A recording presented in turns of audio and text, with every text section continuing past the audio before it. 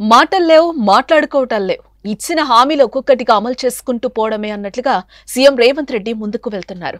ఎన్నికల సమయంలో ఇచ్చిన హామీలను ఒక్కొక్కటిగా అమలు చేసిన విషయం తెలిసిందే. కాంగ్రెస్ ఇచ్చిన ప్రధాన హామీలో రైతు రుణమాఫీ ఒకటి. ఇప్పటికే లక్షలోపు రైతు రుణమాఫీని అమలు చేసిన విషయం మనకు తెలిసిందే. నాగర్ కర్నూలు జిల్లా కల్వకుర్తిలో మాజీ మంత్రి జైపాల్ రెడ్డి వర్ధంతి సందర్భంగా ఏర్పాటు చేసిన కార్యక్రమంలో సీఎం రేవంత్ రెడ్డి రైతులకు మరో గుడ్ న్యూస్ అందించారు. కల్వకుర్తిలో ఏర్పాటు చేసిన సభలో సీఎం రేవంత్ రెడ్డి మాట్లాడుతూ లోక్సభ ఎన్నికల సమయంలో ఇచ్చిన హామీ మేరకు 2 లక్షల లోపు పంట రుణాలన్నీ మాఫీ చేయాలని ఓ వ్యక్తి నాకు సవాల్ విసిరారు. ఆగస్టులో రుణమాఫీ చేస్తామని నేను చెప్పాను. ఆగస్టు రాకముందే 1 లక్షల లోపు మాఫీ చేసి చూపించాను. రైతుల ఖాతాలో ఇప్పటికే 6,093 కోట్లు జమ చేశాం.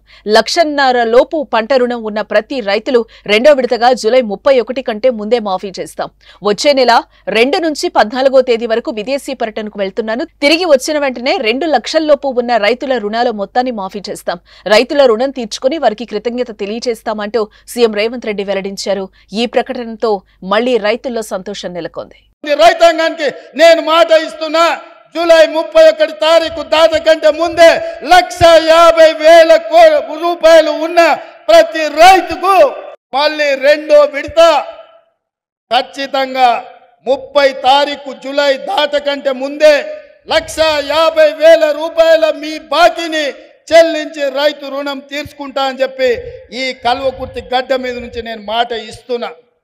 ఇదే కాదు, 2 తారీఖు నుంచి 14 తారీఖు వరకు నేను విదేశీ పర్యటనకు వెళ్తున్నా.